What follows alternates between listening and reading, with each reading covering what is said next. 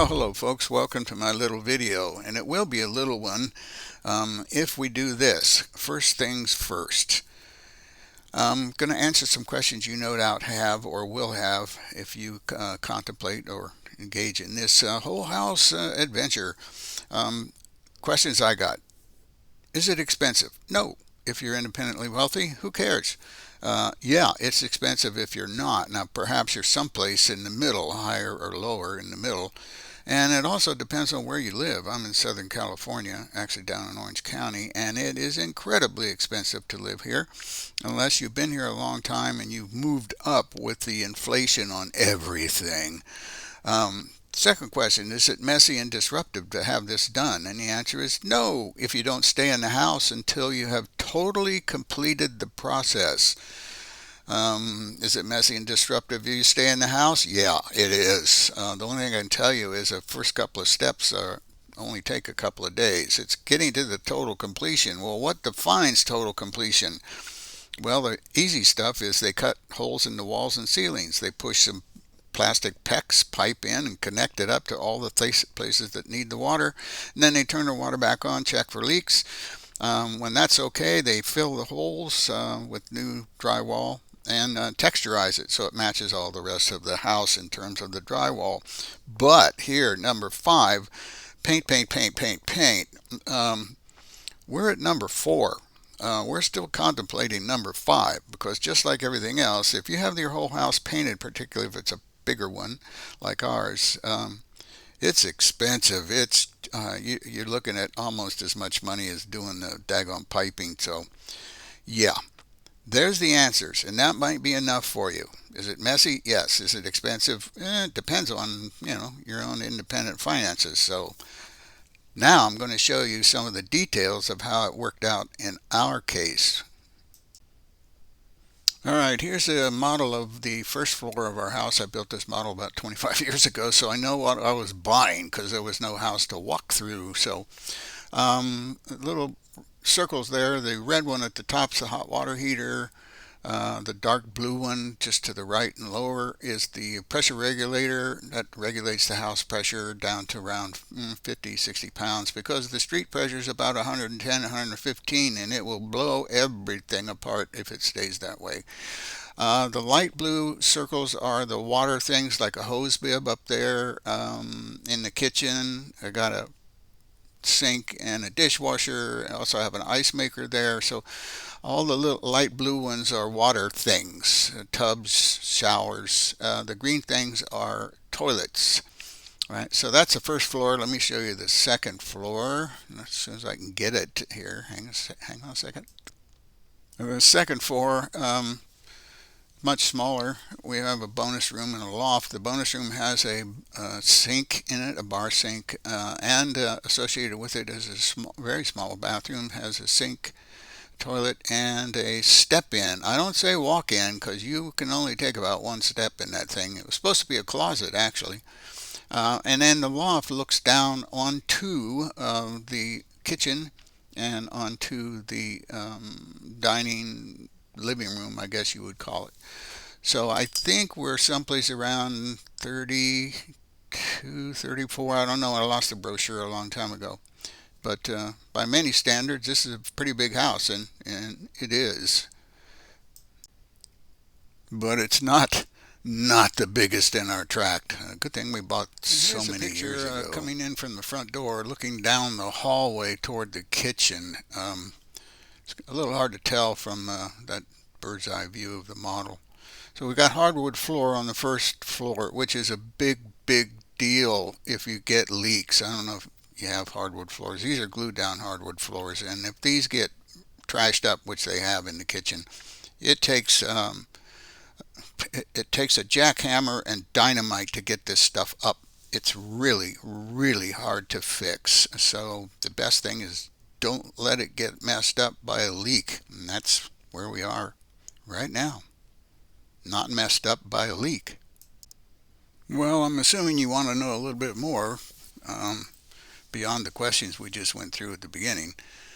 So I've saved a whole bunch of still pictures and a couple of pieces of short video for this PEX Repipe. It's Openor Aqua PEX, registered trademark. I watched a number of videos, which probably you have too, about doing PEX, and they never seem to address the what's it like to be in the house when they're doing this stuff. They talk about the technical aspect of it, but a couple of guys were saying they're going to do their own house. I'll tell you what, it's definitely not a do-it-yourself project. So I just want to show you some of the steps and a little bit of the technical details from a consumer's perspective, not a plumber or an engineer, but I will deal with it a little bit so you'll understand just a little bit of the tech. But first, let me address the basic decision. Why did we decide to do this? Well, economic, social, age-related issues. My wife and I are beyond senior. We are seniors. And we've thought many times about moving out of California. It's so expensive here, but I've seen that happen with a lot of other old geezers. They move out to follow their kids or their grandkids, and it has not worked out well for many of the folks I've known. So we decided we're going to have to do something, and this particular leak issue is not going to go away. There's a history here in South Orange County of failure of piping. There was a big lawsuit about it. It's inevitable. We've had a whole bunch of people on our block have to do this, so we decided we'll just bite the bullet, no pun intended, and do the repipe. So we looked around, and there's a lot of these companies that will tell you here, because it's big business with so many people doing it, that they'll get it done in a day. Well, that's partly true in the complete thing that we looked at in the first part. So we looked around, and I had some experience with these folks right here because in fact my neighbors have had it done, so I got to watch what they do and how they do it, and do they do what they say they were going to do, and so on and so on. And so we went with emergency response plumbers, but I just call them ERP, the ERP brothers. Here's some photo. Yeah. I stole it off their website. Actually, they gave me permission to bring them into this issue, since they're the ones that did the work. Now, please take note, these guys are serious. They're serious enough, they bring guns to this. They're not trying to shoot the town up. They're trying to save the town, get rid of all them bullet holes. And to do that, well, actually, let me mention something right here. If you got pipes, copper pipes, that have these little green divots all over them, and we did, those are all places where the pipe has actually leaked. And sometimes they seal themselves up because of the chemicals and minerals in the pipe. So when you do an inspection, which we did when we fixed that first leak in our garage, we looked in there and it looked like the pipes had Martian measles. There was green spots all over them, and I don't mean just at the junctions or the joints. It was real obvious we were going to have a lot more leaks, some of which would have been catastrophic. Once again, part of our decision to do something now. But back to our guns for just a second. This is the key to why they can get this whole house done in a day, is because the PEX goes together very quickly. You don't have to use external solder joints, anything like that. You just expand that plastic pipe and you can put pieces together very quickly by using this particular type of gun. I'm not sure exactly what the name of it is, but without this, you'd be as slow as putting copper pipe back together again. I have a short little piece of video where the guys are actually using that thing. You can hear it kind of goes pew, pew, pew. No, it doesn't. So finally, and I'll bet you thought I'd never get here, where is the experience stuff coming in? Well, it starts right here. And as luck would have it, it was raining. It never rains in Southern California, but it did. So they backed the two trucks up to my garage, and they put up a little tent so they'd have working room. And we launched into it. So at 0800, the 5-man crew gets their instructions, although they have done this so often. Turns out everybody knows what they're supposed to do. It's very efficient. But first, a personal warning for some of you who have monitored alarm systems like the one at the top of this picture. That will go off if you get too much dust blowing around, which I did a couple of weeks ago, and the fire alarm will go off and the fire company will be out to your house in about 5 minutes. So call your alarm company, tell them to turn everything off until they are finished, and then of course call them back and tell them turn everything back on. Alrighty, back to our regularly scheduled program, which will be a series of slides accompanied by music for your entertainment.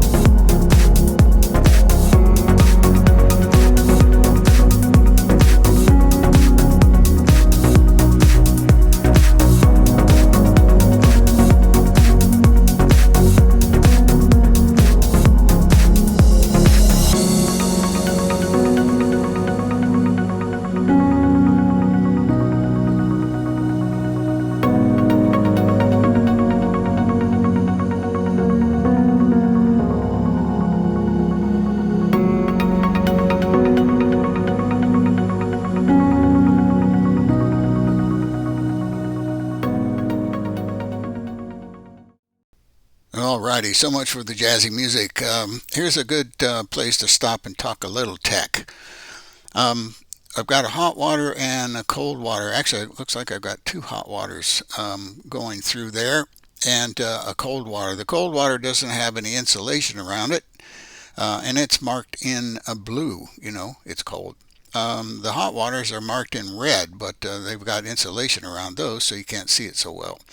But nice thing about, I don't know how important it is, but some of the engineers say it is, that PEX-A connections have less water restriction than B, and that's because you expand the pipe for the A so that when you put a connector in, the internal diameter of the pipe that hasn't been expanded is the same as the connector, so there's no resistance at that junction, whereas the B type is not expanded, and so the connectors have a restriction because they're smaller. So one might ask, how is that expansion done? Well, guess what? It's done with a gun. Well, the guys will just whip out their .45 caliber ERP gun, stuff it in the end of that pipe. Notice though, on that pipe there's a little ring. Well, that's like a reinforcement, so it doubles the thickness of the pipe. So when it stretches, that is, the little nose expands, it stays that way for just a little while, a few seconds, just enough to put the other connector in, the same internal diameter size connector, by the way.